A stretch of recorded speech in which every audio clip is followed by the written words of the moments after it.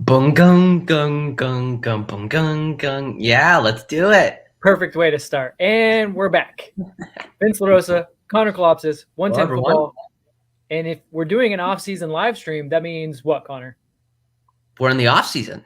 I don't No, know. it What? means there's news. We Oh, don't, we na don't, na we, na.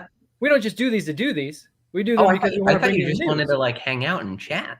I didn't know. Oh Oh, yeah, there is news. I yeah, completely forgot. we'll have a talk about that later. But there's news. There's Yes, news. big Good news. friend of the show, someone that I call a friend, not the way I call Connor a friend.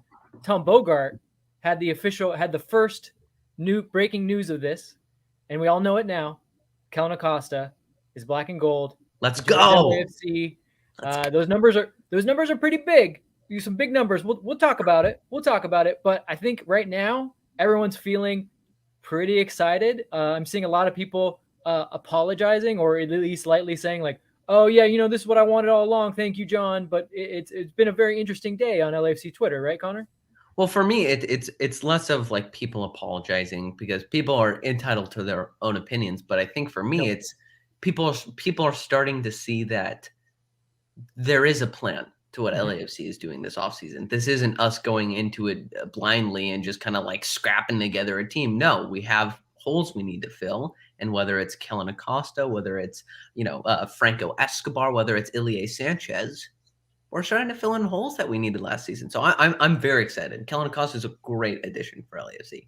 Right. All things in their own time. Look, the one hill that I will die on is there's always work going on in the background, even though you don't see announcements, even though rumors are sometimes fake, sometimes real, and even though sometimes you miss signings, there's still work going on in the background. Yeah. But let's really dig into Kellen Acosta and talking about friends of the show. We have a very good friend. She brings us all the tactics, and she's very, very excited about this move because she's a big Kellen Acosta fan. It's Jacinho on Twitter. It's Jessica Black. Jessica She's Black. joining us Oh, first time in the off season. Hey Jessica, what's up? Hey guys, I'm good. Wonderful news for me. I don't know how other people feel about it, but we have a midfielder and a good one. So yeah, let's talk about it. I think a lot of people are with you, Jessica. Like, look, there you go. There's one tweet right there. Let's go. Jessica, why Kellen Acosta? Before we even get into where he fits, why Kellen Acosta? Why is he a player that you like? I think he has a good amount of experience. He's 26 years old and he's obviously in the US men's setup, which I think is always a good thing. Players that are playing to try to keep and maintain their spot in their national team have something to lose or to gain. So for me, that's always a good just kind of like extra thing. But I think over the last season, it was pretty obvious that the midfield was becoming somewhat of a something that needed to be improved upon. I'd never seen our midfield look that way, and last season with the injuries to Tuesta, it just felt like we were always trying to piece things together, and it never really came to fruition.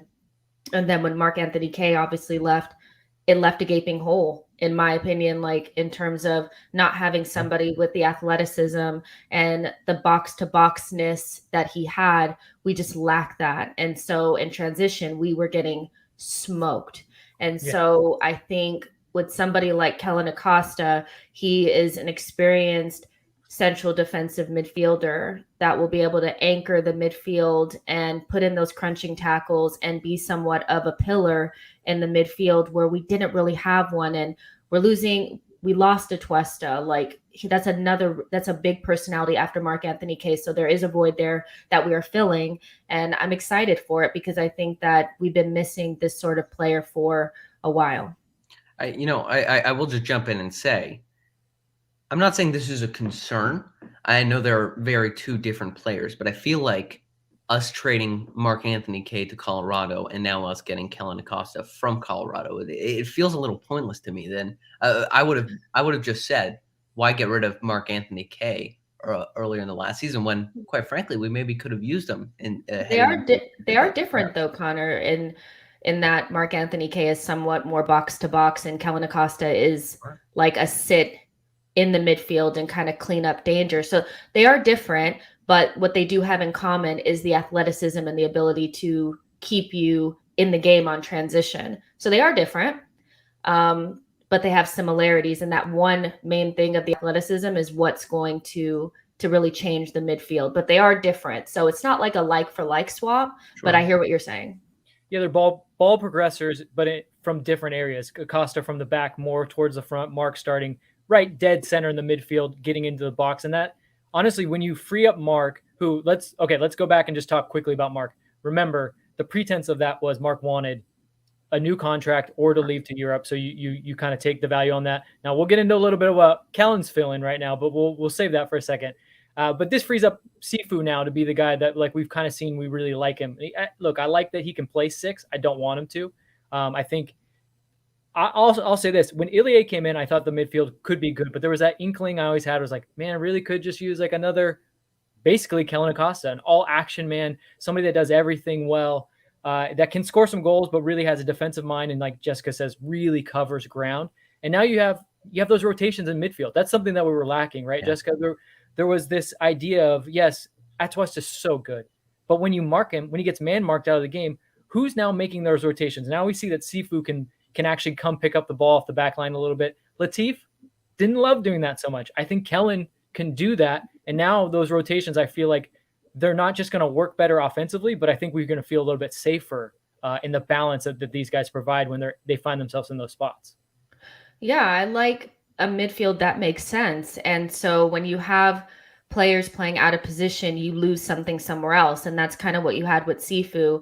Now you have a nailed on 6, and Sifu can play that 8 role and kind of give you that box to box. So you'll still get, the tackles from Sifu that we know him to do as well, but he'll be able to go forward knowing that Kellen Acosta is behind him. So that gives you the freedom offensively to do what you want to do. And one of our biggest, I would say, the biggest gripes that I had with the team last season is we couldn't deal with transition. And this is exactly what Kellen's going to help us do. So it's good for Sifu. It's good for the attacking players. And I'm loving it, So yeah, I love this signing. And I don't know if you guys have also seen, like, Kellen Acosta is probably one of the most stylish soccer players. Like, he's going to bring the drip. Yeah, he's going to bring the drip. So yeah, I love following him on Instagram and following his fits and all that kind of stuff. So yeah, I'm loving it. Fans have something to get excited about now. Let's go. Yeah, hey, dudes with personality, why not? Like, if that's an added benefit, why not? Because it comes out on the field in different ways, but I love it. If I'm looking now at the way the midfield, kind of just the roster of midfield players we have, are we now like strong in midfield? Oh yeah. Like, I'm looking at the profile. Like, we went from like a serious weakness to, like, is this a really strong midfield? Like, I'm not just talking about really strong like for LAFC. I mean, is this a top 5 midfield in MLS? I wouldn't go that far just yet until we see how they gel on the field. But I'm saying, like, from losing Atuesta and being like, oh no, to having Sifu, Blessing, Ginella, Acosta, Ilie Sanchez, that 5 midfield deep gets me really excited. I'm really excited now. So I don't know. So how do they fit all together, though? Jessica, you talked about, so you seem to be of the mind he's more closer to a 6-ish.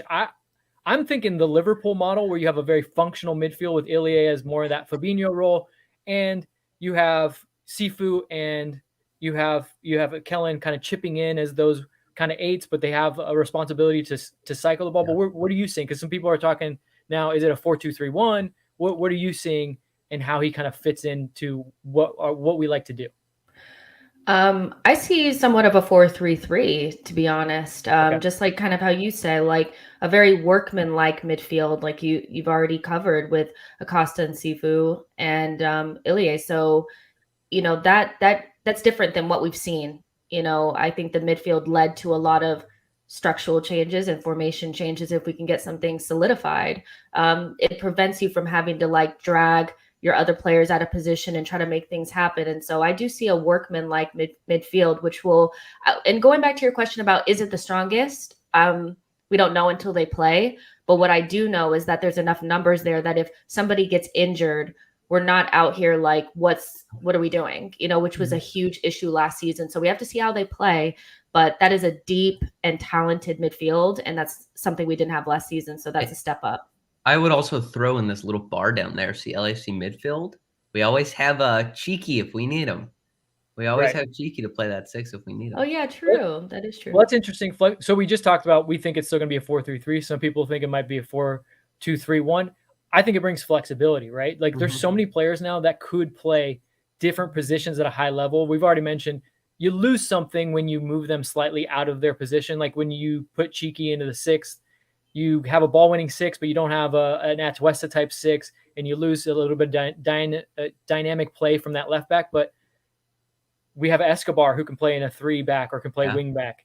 You now have, you have a setup where I think I'd feel comfortable with an Ilie Acosta double pivot. Would you see that, Jessica, as something that's possible? And we never talked about LAFC until last season being flexible in their formations, but it's a good thing, right? Yeah, I mean, it gives you the ability to match up or create overloads in different areas. And I think when you even look at Carlos Vela, like he's somebody who can play in the 10 role as well. So if you want to do something different, if somebody's not available, so I like flexibility. But I also like something that you're kind of known for. So if we're a 4-3-3, but we can switch to something else if need be, that's perfect. But yeah, the flexibility is something that I'll be looking forward to. And I can see a double pivot, but you gave me the idea of that 4-3-3 with that workman-like midfield. And I kind of think that might be the way forward you basically have 3 6/8s in there that you can play. So that probably is the better fit. Well, let's not forget, part of Steve Cherundolo's coaching education is out of Germany, and he did name check one Jurgen Klopp. So wouldn't be surprised if Liverpool's a little bit the model, because especially if you have 3 guys that, look, if you have this kind of balance now, right? This is the point of the Liverpool model. You can attack with 3. You can sit back, tell your wingers to stay high and wide because you can get out and transition immediately. And then you have the guys like Ilie Sanchez that can pass. They can find Carlos Vela running behind the defense. They can find Chicho Arango running behind the defense. And I'll take Chicho Arango, Brian Rodriguez, Carlos Vela going 3v3 with any team's 3 or 4 back. I mean, I love it. If they get that kind of space, they're going to love it. It allows that front 3 to be a little fluid, so with that balance in the midfield, you have the front 3 kind of ready to just start wreaking havoc on opposition defenses. So maybe we'll get our sorry, Connor, I was just going to say maybe we'll get our pressing back. We had kind of lost our pressing towards the back end of Bob's tenure, and I think it was just because of the lack of consistency, and you really didn't have the players that had the legs to do it.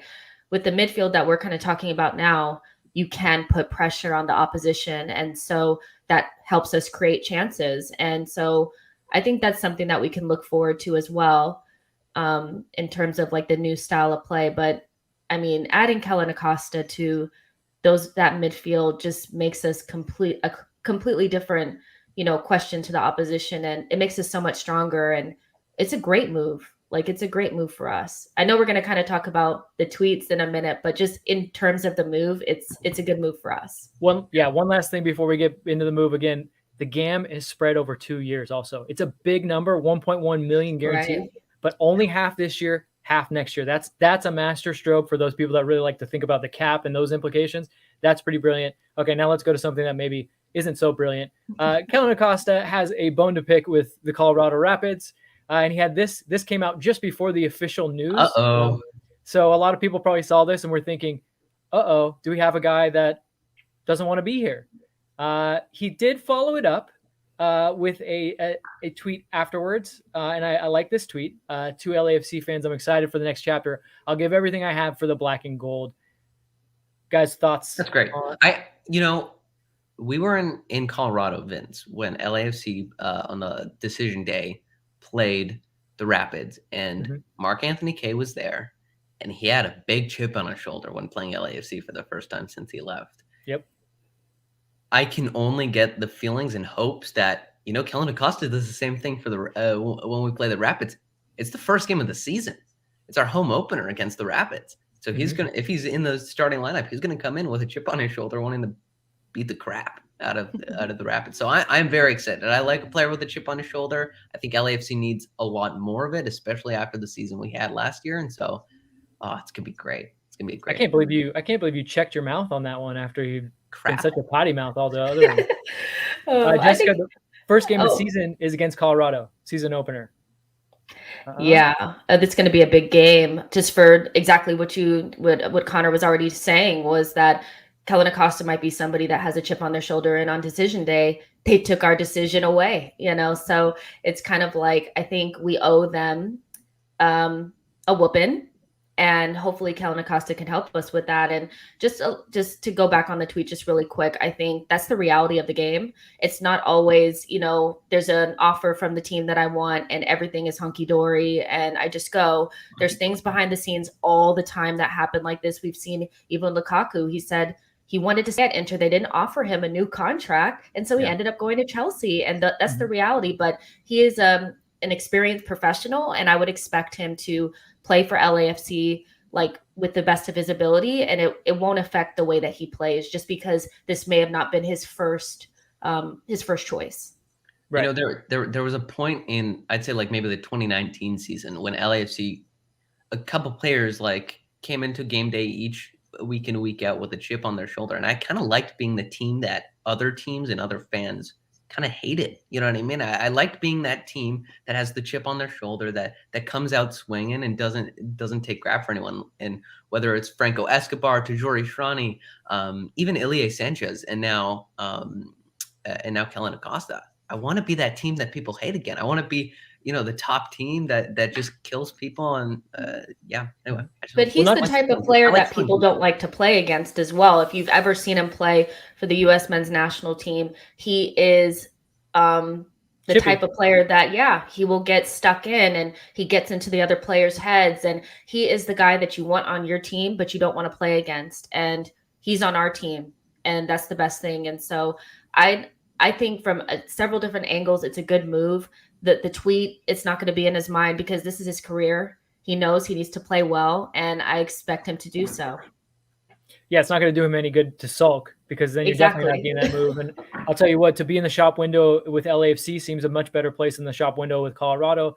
And these conversations, like you said, Jessica, these conversations happen. We experienced it maybe on the harsh side a little bit last year because there were players that had conversations that were probably told you'd be gone by now, but COVID happened, right? And so then we had to then you had to really rebalance this. So it's a balancing act. I'm not too worried about it.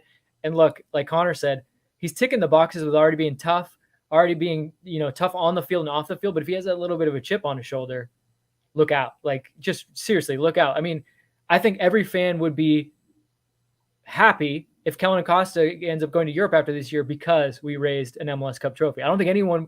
You would trade that. If I gave that to you, just offered it right now. Hey, Kellen Acosta is only going to play one season here. However, we're going to win an MLS Cup. They'll take it. They'll take it all day. So I just want to take a second and kind of do a rundown of the lineup real quick because there's still a couple holes that we can fill, but I'm getting pretty excited about it. So our forwards, we have B-Rod, Chicho Arango, and possibly Carlos Vela, assuming that he's fit. To play as the front three. And we also have people like Musovski, Tajori Shrani, Mahala, kind of list goes on. So I think from an attacking perspective, we're pretty set, assuming Carlos Vela is good. Well, now, I can share a little tidbit on that. Carlos Vela has been working out at the facility. So while players have been coming in for voluntary workouts, he has been a part of that. So take from that what you will. That's a big information bomb for all you watching. But all right, your forwards now going to that awesome. I'd say we're one pretty stacked and also fairly deep. I don't think we're probably the deepest attack in the league, but I wouldn't be concerned like I was last season. And then now in the midfield, we already went through it. It's pretty good. And then with people like Chicho, even Moon or Dueñas at some point, if they need to step into the midfield, they could. And the defense, on the right flank, we have Escobar, Kim, Dueñas as well. If we really Farfan at times. Well, let's quickly go over the spots that are the glaring holes, right? So what I was getting to is goalkeeper. We only have one goalkeeper, and that spot will be filled come the beginning of the season. On top of that, we also have a DP spot open. And the reason I wanted to go through the kind of the depth of the lineup is, there isn't a spot that we're like, hey, we need a DP. Now, I talked about, we needed a DP midfielder. I'm not saying Acosta is the level of a DP midfielder, but he fills that hole perfectly. And now I'm looking at this lineup and saying, hey, we don't necessarily need a DP, but now we have that luxury to maybe get someone like a Cabecita or someone else. So that's getting me more excited. Yeah. I want Jessica, you haven't been on with us, so we've been kind of debating this. Who should the DP be? What should the profile be? Obviously, we missed out on a kind of a true number 9 center forward in Cabecita. Where are you at now, especially now that you know where the chips have fallen with Kellen Acosta? Because like Connor said, I would have been with him when maybe we need a midfielder. Now a midfielder. Midfield's fine for me. It's fine. Where are you at on where you would bring in a DP? What type of profile would you be looking for? Well, I think maybe a wide forward would be something that I would look at. We only have B-Rod that's like a true wide forward. When you look at Carlos Vela and Chicho Arango, they're more central players. And, Vela can kind of do it, but he's getting on in age, and I don't think he's going to be running up and down the wing the way that we've known him to over the years. So maybe another wide attacker that can add goals. We know that over the last, couple of years, like with B-Rod, he hasn't really had the goal output that we've needed. And I just wonder if Carlos Vela does need a rest, there might be somebody else that you can throw in there. And I know we've already kind of talked about Musovski, but maybe another wide forward. I would not want to waste a DP spot on a defender. I just feel like that's not where you really want to put, that kind of that effort into. So maybe another attacking midfielder, somebody a little bit different than the 3 kind of 6/8s that we have. We're missing a little bit of creativity a little bit further up. So maybe a number 10. But I'm thinking an attacking midfielder that could probably play wide and central just to add something else just in case. Because I'm thinking just in case now, because we know it's a long season and anything can happen. But it has to be like star quality, something special. Definitely don't want that in your center back. People watching this can't see it, but Jason's in our chat, our producer. He says Emile Smith-Rowe, which, yes, of course, we would take him any day. It's not going to happen. I was on a live Instagram with Max yesterday, and Paulo Dybala has said that he is not going to sign a contract extension with Juventus. Yes, Paulo Dybala any day won't happen. But I like where your head's at with pace. Pace, now, I think Max has convinced me that pace is the way to go. And then hearing you kind of talk about it, Jessica, some pace, because as I think about Brian Rodriguez, and he has pace. However, he enjoys the ball at his feet, right? He's almost always going to come short. And when you think about what it takes to be a Mo Salah-esque player who's unselfish and will make runs at times knowing he will not get the ball at all, Sadio Mane will do this sometimes as well. Brian, we can't quite convince Brian to get in the box when he's the off-ball winger. Like, let's get him there first. Then maybe we can get him to running behind the defense. But I agree with you, Jessica. I think pace maybe start with, and then, that's what we lack. Yeah. We lack seriously. A little bit of pace. We lack a little bit of defenders don't want to be running towards their goal. Like, they want to make sure that they have you in front of us. And now that you're saying that, everybody wants to come to feet.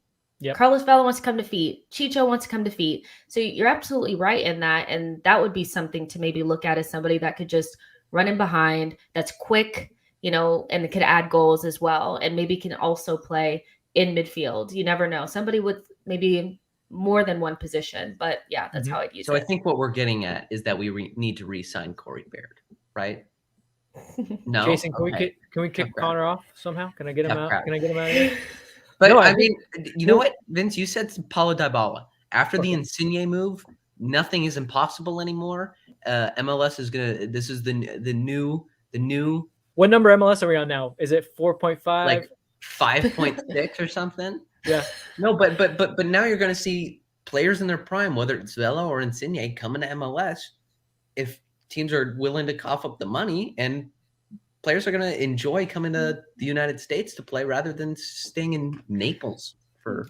I don't know who would fit this, because I can't think of a name right now, but somebody like Tim Weah. That's kind of what I'm thinking about. Somebody like that. Why not Tim Weah? Or Tim Weah, somebody like that kind of profile. And I think ultimately what we're saying is this. So goalkeeper, we know for sure, like that's a glaring hole that I'm confident will be filled, because all the fears and nightmares that LAFC fans have been having all this offseason thing, nothing's happening. Like everything just keeps happening. It just didn't happen in the time we wanted it to all happen. So goalkeeper, I'm not too worried about. I think you come into camp and you assess Eddie Segura's fitness. that's where you think about where you need a defender. If Eddie Segura is even close to ready, you don't need another defender. You're fine. I know there's rumors about Murillo going to Club America. Look, if Murillo's going to Club America, they're going to have to pay quite a handsome dollar for it. We'll be able to replace him, I think, with the same caliber. Salcedo, we get Salcedo. At this point, I think what we're saying is we're going into the season, goalkeeper excluded, with a lineup that actually we all feel really comfortable about, and a DP, although we need to nail it, right? Like LAFC can't do this anymore where it's one good DP or two-ish or 1.5. We need to have at least like 2.5. So Brian's got to step up to be that half at least. So we need to nail DP, but I'm not worried about not having a DP right now. Not saying I want to wait till summer, but we can start the season and be a very, very good team without a DP right now. But right or wrong, for you guys tell me. Right, 100%. And that's what I was getting at earlier is we have a deep enough lineup now where I'm confident that there isn't a hole that a DP needs to plug. I was saying, we need someone in the midfield. Kellen Acosta is there now. Now we have the luxury of having a third DP that can really add some value for us, whether it's a wide attacking player, whether it's an attacking midfielder. But we have that luxury now that not a lot of teams have. So, I'm super pumped. And then we're talking about pacey wingers. We just acquired Tajori Shouty. You know what I mean? So that adds pace on the wing, and a little extra spice. Latif Blessing now probably coming off the bench. Blessing off the bench is a different monster than Blessing starting. Blessing off the bench is a blessing. Let's just say that. Yeah. And playing in midfield, not wing back. Yes, no, he will not have to. I doubt he plays any minutes at wing back this season. Jessica, was there anything we missed? Do you have any final thoughts on this? I mean, I just think that there's a plan and we just have to see how it goes. We know that we're in some sort of process of changing things over and going through the new LAFC as it will be. And so we have to be patient, but the direction that we're going in to me makes a lot of sense. And I cannot wait for the first game of the season and hopefully we smash it. Awesome. That's Jessica Black. She's been joining us from last season. We'll see her a lot more this season. Follow her at Jacinho tweets. I have to follow. You could just say at the thing that's on the screen. You didn't have to read it. At the thing on the screen, you guys. I'm trying to do the host thing. It's cool. I get to talk. It's fun. Come on. But Jessica, thank you so much. You bring an extra level of knowledge and just a different angle to everything. We love having you on. So glad to have you for the first time in 2022. Yeah, for sure. I can't wait to see you guys in studio. And thank you for having me. All right. Bye, guys. Bye, Jessica. That's Jessica Black. All right, Connor. I'm sad she's gone now. Should we do this anymore? I mean, I tried to have Jason just have you and her do it together, but he was like, Vince, you got to be on it. We pay you. I'm like, okay, fine. Jason, I disagree. Get rid of Vince. Yeah. Vince, trade Vince for Gam and Tam, and let's go into the season. I view Gam and Tam as like crypto. It's not really real. It's not real money. Oh, it's not. It's like part NFTs and part crypto. Yeah. But Connor, do you have any last thoughts on this? I think we're feeling pretty happy. MLS 5.0, instead of Gam and Tam, they're just trading NFTs to each other. Yes. Don Garber, make it happen. Sorry. Is that your final thought? That's a good final thought. I would sign off on that. That is my thought. I mean, I think I've gotten all my thoughts out. I'm just pumped. I'm pumped. Right. And people are saying, the preseason starts in a week. Yeah, preseason starts in a week, and we kind of have a pretty full roster other than like the goalkeeper spot, which is, should probably be filled pretty soon. My final thought is what a difference 24 hours makes. I agree with you. Now I'm super pumped. I was already fired up because I liked the Ilie signing, but this just really rounds out the team. And yeah, we still have an open DP slot. Goalkeeper. Got to get that goalkeeper. But I'm confident. DP goalkeeper. Donnarumma. No. Not even Gigi Buffon. And I love him. I'd be his valet if he came out here, but no. You would be his valet? I would. I'd drive him all over the place. We just go chow and we'd smoke cigarettes. Chow. Nice. Yeah. All right. Speaking of chow, we're out of here. This has been 110 Football. It's an off season. Live stream for you guys. If more news comes, which this one came quick. It will. Tune in. It will. Then tune in. So why don't you subscribe so you never miss a live stream? We'll be here for you. Preseason starts. Guys are on the field on Tuesday. So we'll be here to talk whatever goes on. You guys have been great. Thanks for joining us. Thank you, Connor. Thank you, Jessica Black. We'll see you guys soon. We're winning MLS Cup. Ooh.